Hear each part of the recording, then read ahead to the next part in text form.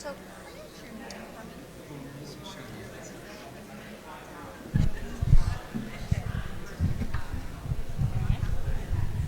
whenever you're ready.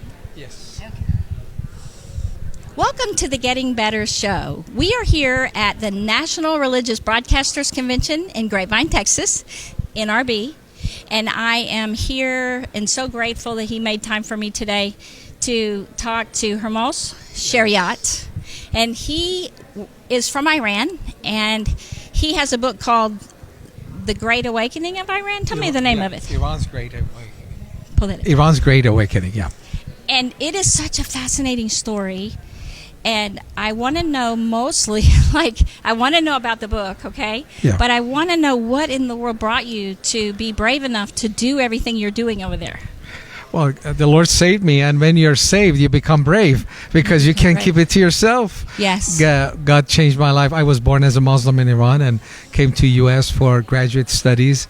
That's when I got interested in becoming a good Muslim. I was pretty devout in my early years, but when I grew up in my teenage years, I focused on more science and studies. So I read Quran in order to dedicate my life to serving Islam. Even though I knew a lot about it because I was a Muslim before, but I was searching. So I read Quran. It didn't satisfy my soul. I said, if God has written other books, I'm open-minded. I'm going to read other books. So I got a Bible and read Genesis, then jumped to New Testament, Matthew, and then there I encountered Jesus. Who is this Jesus? He is not the one that Islam tells me about. No. I thought Islam is the most complete religion and Quran is the most complete book. But here, the beautiful things and Sermon on the Mount, for example, they're not in Quran. So why is not if it's Quran is the most complete book? So I went to a few months of study and comparing to religions, and I couldn't find answers because the more I compared, the more different they were. Right, they're very different. Both could not be true. So somebody invited me to church. I heard the simple message of the gospel that even a child can understand, God, that's the and best I way. believe, and my life was changed. So I got excited. I said, wow, you don't need to have a PhD. I have a PhD in artificial intelligence. Do you really? Yes. Artificial intelligence? Yeah, I did 11 years of research So on I that was before. a programmer yeah. for EDS. They called us yes. systems analyst, systems designer, right? Okay. In my previous life. And you, in your previous life, Yeah. do you still do any AI? I use them. Now I'm a user. You do? Wow. Yes. Okay. So I said, this thing is so powerful that it can change people. It changed my life. It healed my marriage. And it can change nations. And I'm selfish if I keep that to myself. So I hope everybody feels that way. That you have the answer to personal problems, relational problems, to even society problems. And we Christians, if we don't share that, we are selfish. And we shouldn't be. But you are in a very dangerous place to do that. And No, that's where- I was in America. You were in America? Yeah, So I came. how old were you? I was 24, 25. Oh, yeah, that's a great age yeah. to do yeah. that. Yeah. So, but you've gone back to Iran. I since can't. then? No, I can't. They you would love can't. me back, and they even give me life threats in living in Dallas. You live in Dallas, right? I live in area? Dallas, yeah. Yeah. So, yeah. They do give you life threats here. Yeah, Through the computer, or how does that come? Phone calls? all over. Oh. Yes. They send me text, and not recently they have done some videos against me. You know what they do? I think they have a team because one person cannot do. They listen to all my teaching sermons and pick and things that I say in the middle and put them together to share a message to discredit me. Like fake news.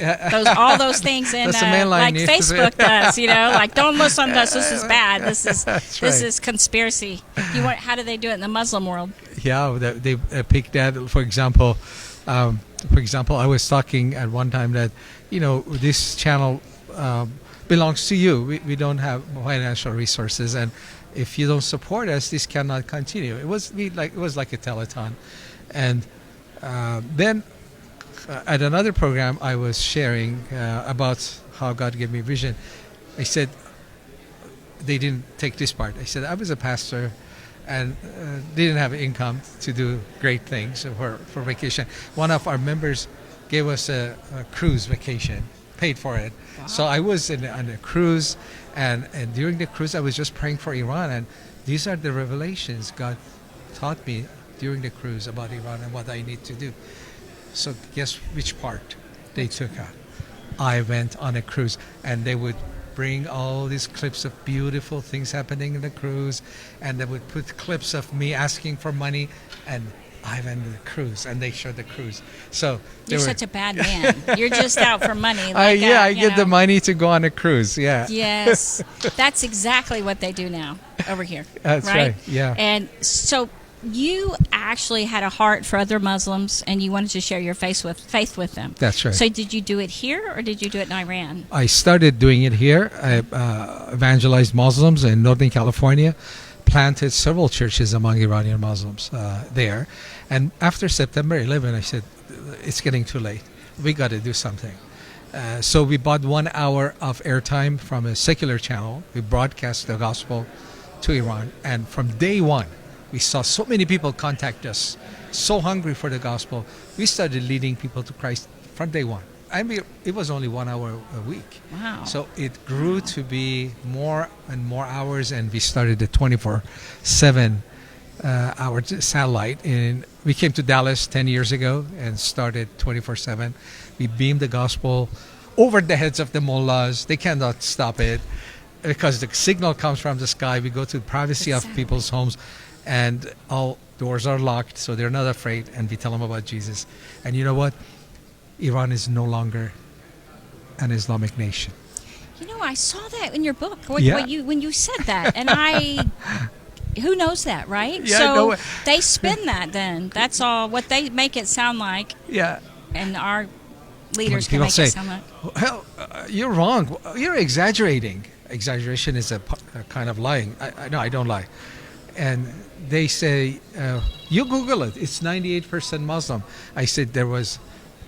I have been saying that from gut feeling, but a few months ago, just less than 6 months ago, there was a survey done by 2 university professors in Europe, non-Christians. They asked about 50,000 people, what do you believe? Iranians. 50,000 Iranians, what do you believe? Can you believe that? Less than 1/3, actually 32.8% said we believe in Islam. So it's only 30% of the population. That's right.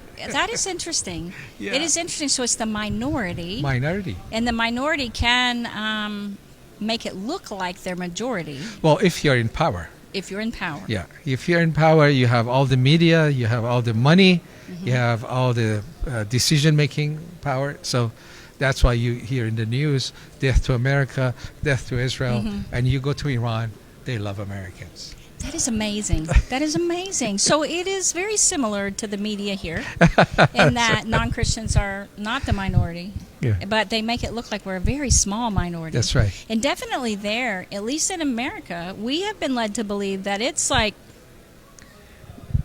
I don't want to say 100%, of course not true, but that it's definitely the majority there, but you're telling me it's the minority. That's so great to hear. The Christians are not majority yet. It's growing. Iran has the fastest growing evangelical population. So less than 1/3, they said we believe in Islam. Another 1/3 say they were like atheists and agnostics, saying there's no God, or there is God, but it doesn't relate to my life. And the last 1/3 are people who are looking at Christianity, looking at Eastern religion, looking at all the kinds of New Age. They're looking everywhere except Islam. Islam is done. They're not looking into Islam. Islam has experienced its greatest defeat in its history in Iran today. That is amazing. Yeah. That is amazing. I love to hear that. I love to hear that. Yeah. So you started this when you were 24. When was that?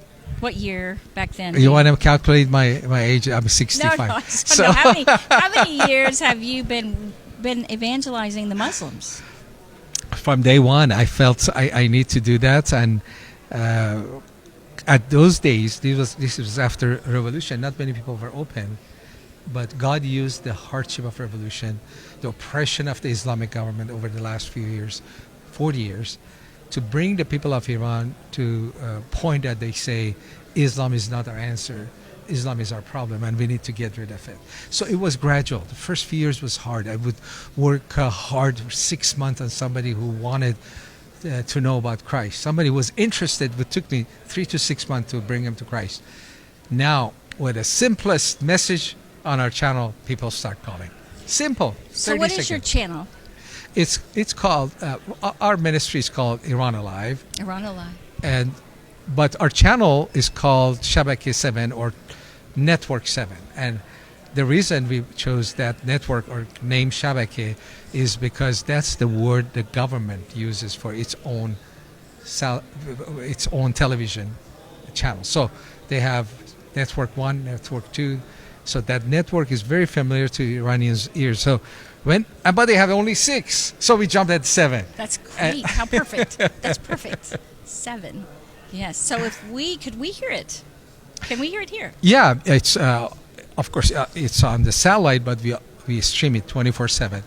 You can go to our website, iranaliveministries.org, or you can go to shabake7.com. So we don't do it in English side because it's all Farsi. We don't want to bother our English speaking, but we do stream. We do stream in the U.S. So how would someone like me find out your simple message? And for you, they listen to you because you can do it in Farsi. Would it work like that with just a regular English speaking? Yes, that's one area. People say, how can we help you? How can we serve the Middle East? We have a 24/7 satellite broadcast. I'm only there 2-3 times a week. Wow. It's just so many hours open, and we have partners, and I'm looking for more partners. We have R.C. Sproul, we have Michael Youssef, we just added Billy Graham's sermons. So if you have a heart for the Middle East and if you have media ministry, you can have your program, your teaching program on our channel, Discipling a Nation. That's one good way to do it. That's wonderful. Yeah. So you have been in danger. I can tell that because you were talking about the death threats like they were nothing. So have you ever been in danger over there when you go there? I cannot go there. So I know you can't now. But no, I won't go there. Good. I'm glad. They would be waiting for you. That's right. They want me there. That's right. But we have brave. See, our channel is not just evangelism. We are encouraging Christians to evangelize, to start house churches. That's good. Discipleship, we have planted a large underground house church network and feeding it through media, so they are growing. Now, you're talking about me brave. No, but compared to those young leaders that we have trained, I'm a coward. Okay, they are so brave. Isn't that amazing when you... Yeah. I think that in America, we don't know what that's like, and we're getting more and more afraid, right? Yeah. But let me share a story of this brave. They just popped my... I was training these leaders, and I cannot go to Iran, but I can bring them out. I train them in a third country, like Turkey or other countries. So I brought some young people, leaders. They were leaders of leaders, underground church. I teach them day and night. They're so hungry, never get tired.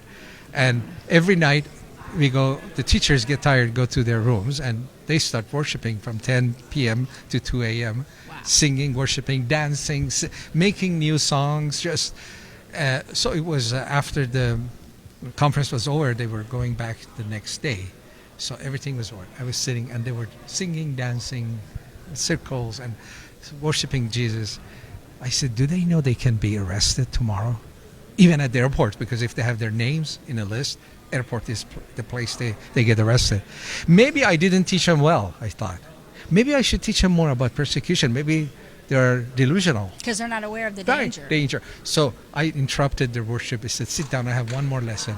So they respectfully sat down, and I taught them out of the Bible the reality of persecution, that it's a part of our faith, especially if you serve Him. And you may be called to pay the highest price, even death might be there. So I trained them, talked to them about persecution. You know what they said? Of course, they sat down respectfully, and they listened to me for a half hour. They said, Pastor Hermoz, don't worry about us. We know what we got into. When we were Muslims, we are ready to die for Allah, who is a distant and cruel God. how much more we are ready to die for Jehovah, who is an intimate and loving God. We know what we got into. Don't worry about us. Now, excuse us, can we go back to the Jesus party? You were you interrupted us. We were worshiping Jesus. So that's like, okay. what the type of grace God is pouring on those people. They're not afraid. Well, because they've been taught to give their life, right? And we haven't been taught to give our life like that. Yeah. And that's the coolest thing. Now, it's interesting when you were talking, because the movie that Timothy Mahoney here at NRB is promoting is, what is it? The Times of Fire, or it's the, what is the movie? But it's about the 7 churches in Revelation that Paul is talking to, and that earlier on when he's talking about, basically it's about being prepared. Yeah. In the end times, being prepared as Christians, how we should live now. Yeah. And it just sounds like that's how they're living there. Yes. And we could learn from them. We must. And they need us, and we need them. We need them because of their passion for Christ, and they need us because of our teaching. Sometimes I feel we have so much teaching, good teaching in the West, we do, but little obedience. They know a little bit, and they obey a lot. So we need to learn obedience from them, and passion for Christ, passion to live for Him. And they can learn from us Bible teaching. We have so many good Bible teachers in America. We do. Yeah. I think that people take for granted grace here. Yeah. You know, they know about grace, that we live in a time of grace. But it's crazy what comes along with obedience when you obey God. Yeah. And you don't miss so much of Him moving. That's right. And I think when you get either someone dies, or you're just really down, broken, or terrified, right? Things like that, you get closer to God. Yeah. And I think for them, they're just much more aware, because they live in a dangerous time for them. Yes, that's right. And I know that more and more people, even for our show, are listening because they're more afraid. Yeah. It's really kind of crazy for us as humans, all of us, that it takes that. And so it's just, so you were very much made for such a time as this, right? I think all of us are made for such a time as this in our own field, and where God has put us. And who would have known everything that was going to happen in the last year, right? So it's like, where are we? And so tell me about your book. Yeah, it's called Iran's Great Awakening. It's available everywhere, Amazon, Barnes & Nobles, and everywhere. And I can give you an easier way to get it by contacting us. It has 3 parts. The first part is my spiritual journey, and being a Muslim, coming to Christ, and confronting the spirit of Islam, confronting the Prince of Persia, Daniel chapter 10. Yeah. Yes. It's a dark spirit over Iran. Right. So there has been drama and trauma in my life, and I hope the first part will encourage people to stand firm, don't give up. The second part is a careful study of the prophecies in the Bible about Iran. Those who are interested in prophecy, that would really bless them. And number 3, the third section is, how do we go from here? How can we align our will with God's will, what we do with God, what God wants to do? If we align ourselves with God, Iran will be transformed. That's wonderful. Yeah. That's exciting. So you're here. How long's your book been out? How long have I been? How long's your book been out? Oh, just a few months. 10 months now. Oh, yeah. wow. Last fall. Yes, what a great time to Yeah. bring that out. I'm excited about that, and I don't want to keep you. I know you have a lot to do here, and I just thank you for taking time for us on the Getting Better show. Thank you, Anne. I appreciate you and your show. I pray that people will be encouraged. You know, all of this is work of grace. I like the name of the program. It's all the work of grace. People in Iran, they need more grace. God gives them more grace. And if you need more grace in your life, it's available for every situation. Yeah. Yes, it is available. So how do they ask for it? By faith. By faith. By faith. Goodness. Believing in the goodness of God, and that God is sufficient. That He is sufficient for every situation. You start from there, then you ask, and you receive. Let me ask you a question, because I really admire you. How do you start your days every day? Do you have a pattern to your mornings? Most mornings, I have promised myself to when I wake up with Bible verse and go to bed with Bible verse. And it hasn't been always like that, but the last few months I'm forcing to make it a habit, and that's what good. I do right now. Yeah, that's Yeah. wonderful. Thank Yeah. you so much. God bless. And just remember, guys, we're here at NRB all week, and we just thank you for joining us. And remember, keep getting better. God bless. Thank you.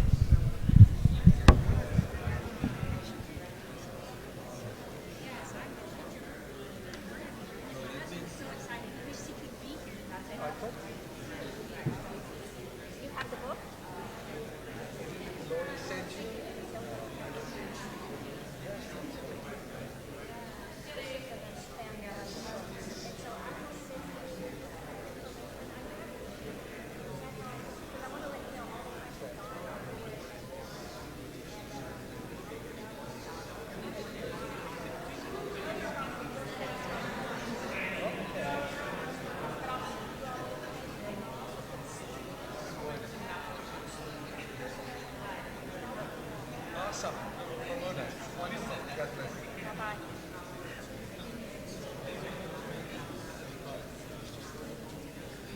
Awesome. Thank you. It sounded really good. Oh my gosh, it's so good. So good. Yes, I have.